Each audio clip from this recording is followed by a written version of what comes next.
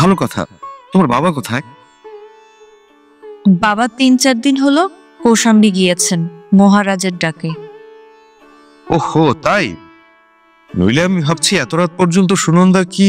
চুপ চুপ, তোমার কি এতটুকু কাণ্ডজ্ঞান নেই? এখনই যে সব আরতি দেখে লোক ফিরবে। এবার কিন্তু তোমার বাবা এলে বলে দেব নিশ্চয়ই। দিও বলে? এমনি আমি মন্দিরে আরতি পর্যন্ত থাকি, তিনি জানেন।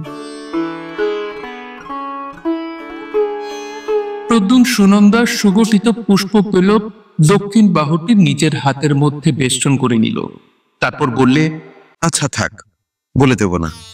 চলো সুনন্দা, তোমায় বাঁশি শোনাই। আমার সঙ্গেই আছে, সত্যি বলছি। তোমায় শোনাবার জন্য এনেছিলাম। তবে ওকে খুঁজছিলাম দিনাটা ভালো করে শিখবো বলে। নদীর ধারে এসে কিন্তু প্রদ্যুন বড় নিরুৎসাহ হয়ে পড়ল। সে বাঁশি বাজালে বটে, কিন্তু সে যেন ভাষা ভাষা।